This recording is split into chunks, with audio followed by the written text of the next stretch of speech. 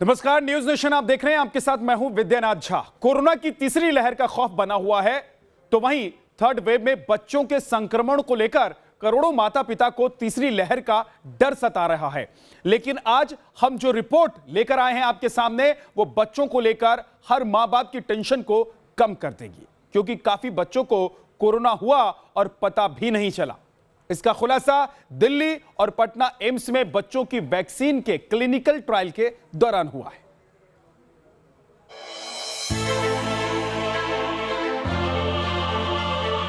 कि बच्चों में जो है यह डिजीज जो है माइल्ड है यूजुअली। कम से कम 60 से 70% बच्चे ऐसे हैं जिनके ब्लड में पहले से ही एंटीबॉडीज प्रेजेंट हैं।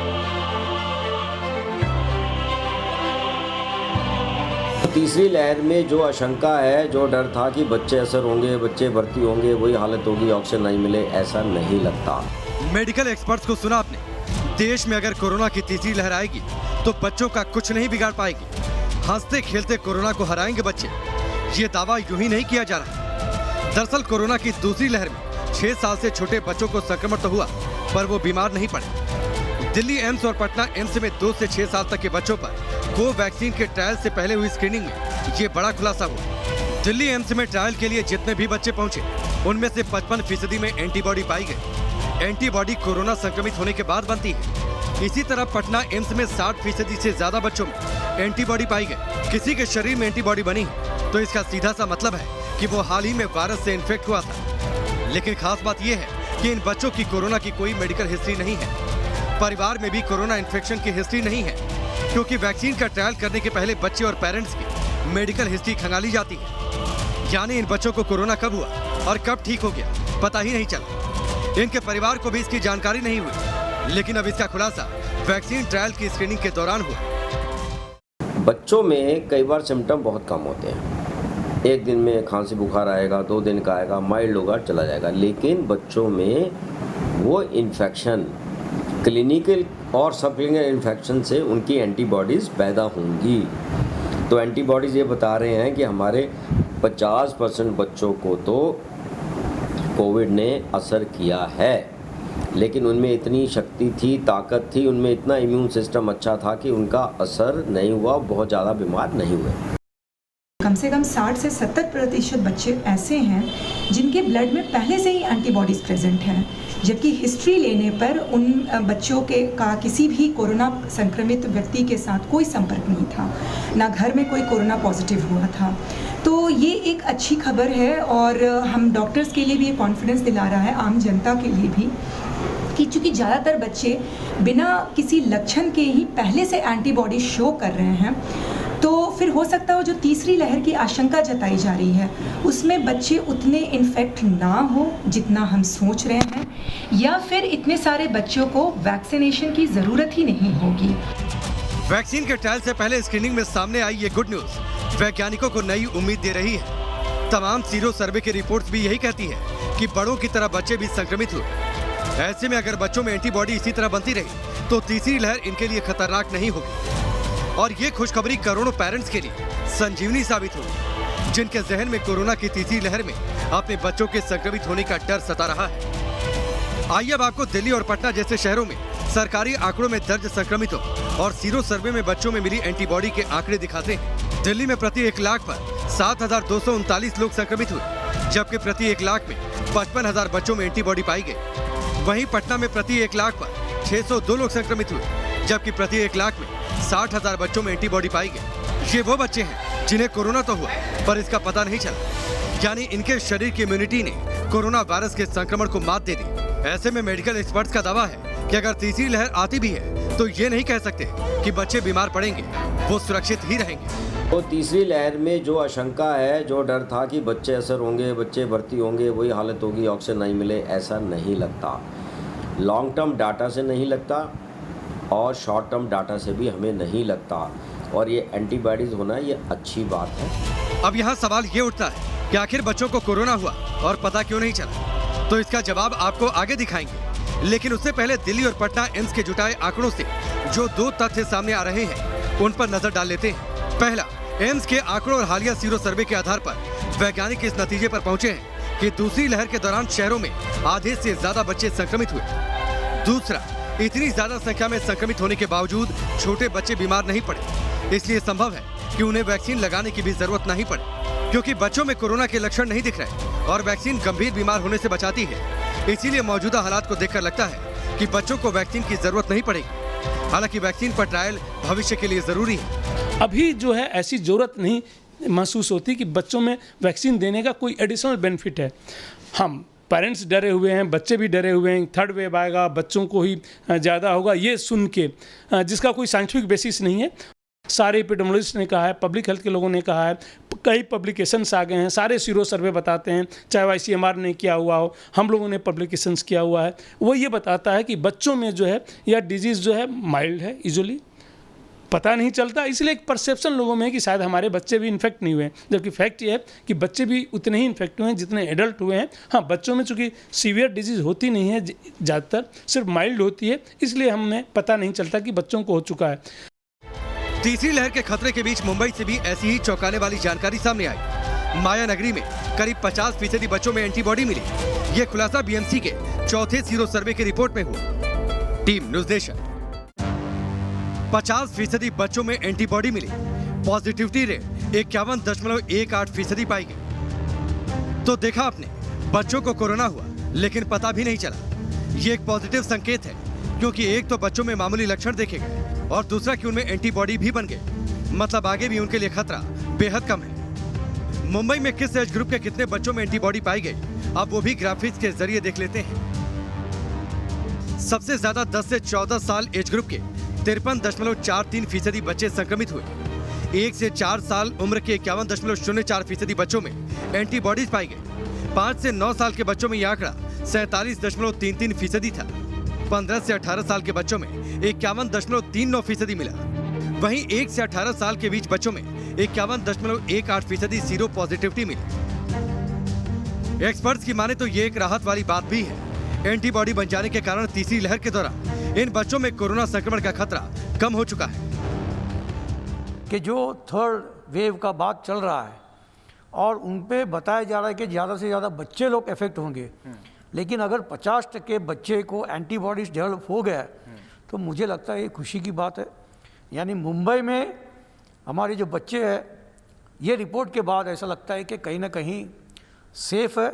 लेकिन रिपोर्ट आने के बाद उसका ये मतलब नहीं होता है कि घूमना चाहिए और लापरवाही बरतना चाहिए। केंद्रीय स्वास्थ्य मंत्रालय ने भी इन आशंकाओं को निराधार बताया कि कोरोना की तीसरी लहर बच्चों को सबसे ज्यादा संक्रमित करेगी। लेकिन अब अगला सवाल ये है कि कोरोना की दूसरी लहर में क्या देश के दूसरे हिस्सों में भी बच्चों में संक्रमण हुआ और उन्हें पता नहीं चला? अगर संक्रमण हुआ तो कितने फीसदी बच्चों में एंटीबॉडी बनी?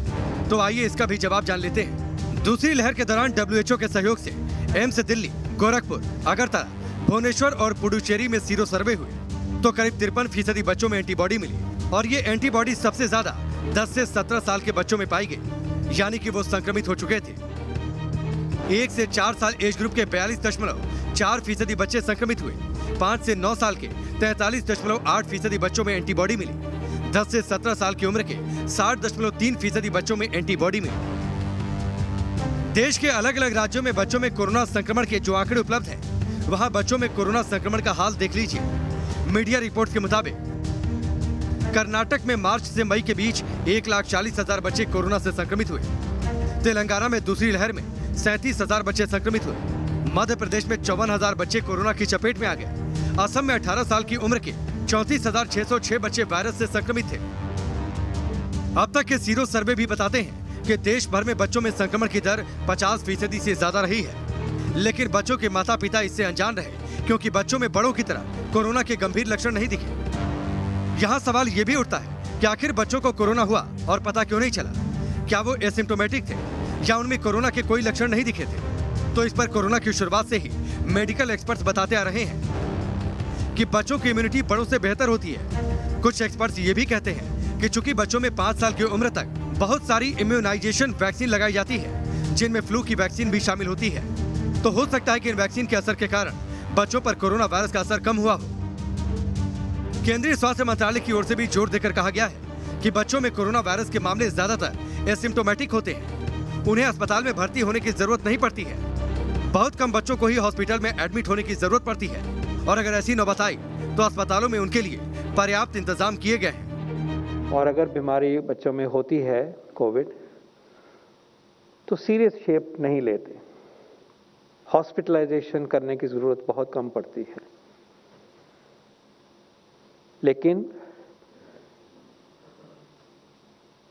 पीडियाट्रिक पॉपुलेशन में ये सिचुएशन बदल सकती है, वायरस अपना बिहेवियर बदल ले या और एपिडेमियोलॉजिकल डायनामिक्स में कोई चेंज आए तो हो सकता है कि बच्चों में कोविड का प्रकोप बढ़ सकता है। इसके ऊपर हमेशा से साइंटिफिक डेवलपमेंट जो हो रही हैं उसको सिस्टमैटिकली देखा गया है हमेशा से,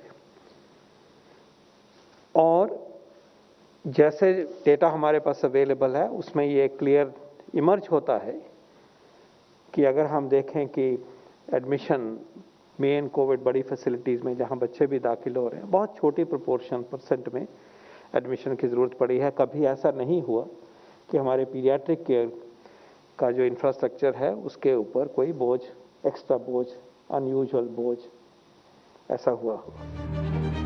अब सवाल ये भी है कि अगर इतने सारे बच्चों में एंटीबॉडी डेवलप हो गए तो फिर वैक्सीन की जरूरत क्यों है? बच्चों के लिए वैक्सीन अगर जरूरी है तो फिर देश में बच्चों की वैक्सीन कब तक आएगी? तो इसका जवाब है कि नौनिहालों को सुरक्षित करने के लिए कोवैक्सीन टीके का ट्रायल जारी है। उम्मीद जताई जा रही है कि सितंबर-अक्टूबर तक बच्चों को भी टीका लगाने की शुरुआत कर दी जाएगी। जायडस कैडिला भी 12 से 18 साल तक के किशोरों के लिए वैक्सीन ला रही है। उम्मीद है कि ये भी जल्द मुहैया हो जाएगी। हालांकि स्वास्थ्य मंत्रालय ने पहले भी ये कहा है कि बच्चों को टीका लगाने की कितनी जरूरत है, इस पर चर्चा भी जारी है। लेकिन इन सबके बीच अहम बात यह है कि बच्चों में अगर एंटीबॉडी इसी तरह बनती रहे तो तीसरी लहर इनके लिए खतरनाक नहीं होगी। पटना से रजनीश सिन्हा, दिल्ली से राहुल डबाल और मुंबई से पंकज मिश्रा के साथ टीम न्यूज़ नेशन। बच्चों पर कोरोना की तीसरी लहर का खतरा कितना है, इस पर आपने रिपोर्ट देख ली। लेकिन अब कोरोना की तीसरी लहर के खतरे के बीच सामने आई है एक ऐसी रिसर्च जिससे तीसरी लहर का डर खत्म हो सकता है। आपको दिखाते हैं स्पेशल रिपोर्ट।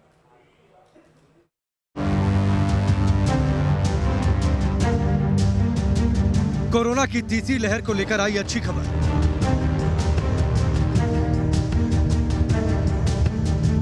कम हुआ कोरोना की तीसरी लहर का खतरा।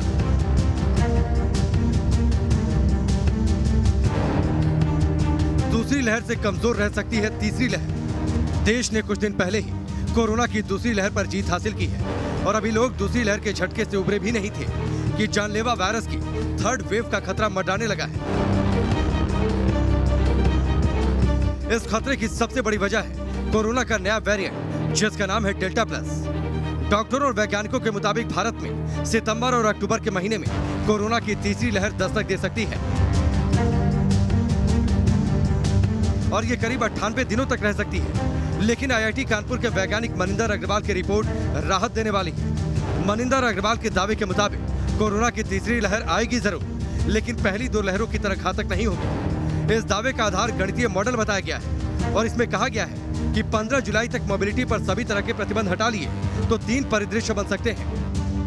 तीसरी लहर कब आएगी इसको कोई प्रेडिक्ट नहीं कर सकता। उसका कारण यह है कि तीसरी लहर निर्भर करती है इस पे कि कोई नया म्यूटेंट जो ज़्यादा तेज़ी से फैलने वाला हो वो आ जाए, या लोग जो सावधानी बरत रहे हैं अभी वो सब छोड़ दें, जैसे मार्च में हुआ था इस साल, उस प्रकार से फिर से अपना उनका बिहेवियर हो जाए। तो ये कब होगा इसको कहना बड़ा मुश्किल है, केवल अंदाज लगाया जा सकता है। पहले सिनेरियो में तीसरी लहर का पीक अक्टूबर में आ सकता है और ये पीक 3.2 लाख केस प्रतिदिन तक रह सकता है। दूसरे सिनेरियो में नए और अधिक इन्फेक्शियस वेरिएंट्स को ध्यान में रखा गया है। इसमें यह माना गया है कि कोई प्रतिबंध नहीं लगाए जाएंगे और ऐसी सूरत में तीसरी लहर का पीक सितंबर में आ सकता है। इसमें हर दिन 5 लाख तक कोरोना के केस आ सकते हैं। तीसरे सिनेरियो में अंदाजा लगाया गया है कि अगर वायरस के प्रसार को रोकने के लिए कड़े प्रतिबंध किए गए तो क्या होगा। इसमें तीसरी लहर का पीक कमजोर दिख रहा है। कड़े प्रतिबंध लगाने पर दूसरी लहर के मुकाबले पीक कमजोर होगा, लेकिन यह भी पहली लहर के पीक से 2 गुना यानी 2 लाख इन्फेक्शन रोज तक पहुंच सकता है। इन तीनों ही सिनेरियो से एक बात तो साफ है कि कोरोना की तीसरी लहर भारत में आएगी जरूर, लेकिन वो पहली लहर से कम और दूसरी लहर के पीक के करीब तक पहुंच सकती है। हालांकि तीसरी लहर कब आएगी ये अभी तक साफ नहीं। मान लेते हैं कि अगस्त तक लोग सावधानी बरतना छोड़ दें, और ये भी एक अंदाज लगाया कि मान लें कि अगस्त तक नया म्यूटेंट भी आ जाए जो ज़्यादा तेज़ी से फैलने वाला हो, तब क्या होगा। 3 प्रकार के अनुमान हमने लगाए हैं। तो यदि नया म्यूटेंट आता है तब तीसरी लहर कुछ तेज दिख रही है, लेकिन फिर भी जैसे दूसरी लहर के मुकाबले आधी भी नहीं है, उससे भी कम है। अभी तक कोरोना के तीसरी लहर को लेकर हर कोई अपने हिसाब से अंदाजा लगा रहा है, लेकिन आईआईटी के वैज्ञानिक मनिंदर अग्रवाल के दावे के मुताबिक दूसरी लहर के मुकाबले तीसरी लहर काबू में रहेगी। और जिस तरह से दूसरी लहर के दौरान वैक्सीन, दवाएं, ऑक्सीजन, हॉस्पिटल बेड्स की कमी पड़ी थी, तीसरी लहर में ऐसी स्थिति शायद ना हो। और तीसरी लहर में पीक पर भी केस एक दिन में 5 लाख से ज्यादा नहीं जाएगा। इस रिपोर्ट के आने के बाद से कई लोगों के जहन में ये सवाल उठ सकता है कि आखिर इस रिपोर्ट को किस आधार पर तैयार किया गया है, और अभी ये अनुमान कैसे लगाया जा सकता है कि डेल्टा वेरिएंट के खतरे के बावजूद तीसरी लहर कमजोर रह सकती है। तो आईआईटी कानपुर के वैज्ञानिक मनिंदर अग्रवाल ने उसे भी साफ कर दिया कि आखिर उन्होंने इस रिपोर्ट को कैसे तैयार किया। इसमें 2 चीज़ें को ध्यान रखा गया है। एक तो जो अभी तक वैक्सीनेशन हो चुके हैं और भविष्य में जैसे वैक्सीनेशन प्लान्ड है, तो जैसे जैसे लोगों को वैक्सीन लगती जा रही है वैसे वैसे उनमें इम्यूनिटी बढ़ती जा रही है। और दूसरा एक और भी फिनोमिनन है कि जो नया म्यूटेंट है डेल्टा वेरिएंट, ये पहले के वेरिएंट से इन्फेक्टेड लोगों को भी इन्फेक्ट कर रहा है, तो इसका भी ध्यान रखा गया है और इसके अनुसार फिर ये प्रेडिक्शंस किए गए हैं। कोरोना की दूसरी लहर जब आई थी तो उस समय देश के कुछ ही लोगों का वैक्सीनेशन हुआ था। इस वजह से दूसरी लहर ने घातक रूप अख्तियार कर लिया, लेकिन तीसरी लहर के खतरे को देखते हुए भारत ने मेडिकल इंफ्रास्ट्रक्चर को काफी हद तक बढ़ा दिया है। वहीं देश में वैक्सीनेशन ने भी अब रफ्तार पकड़ ली है। ऐसे में माना जा रहा है कि अगर सितंबर-अक्टूबर तक देश की 70% आबादी को वैक्सीन की सिंगल डोज भी लग जाएगी तो देश कोरोना की तीसरी लहर को काफी हद तक रोकने में कामयाब हो जाएगा। और आईआईटी कानपुर के वैज्ञानिक की रिपोर्ट भी इसी ओर इशारा कर रही है कि अगर लोगों ने सावधानी बरती तो भारत में दूसरी लहर से कमजोर रह सकती है कोरोना की तीसरी लहर। Team news nation.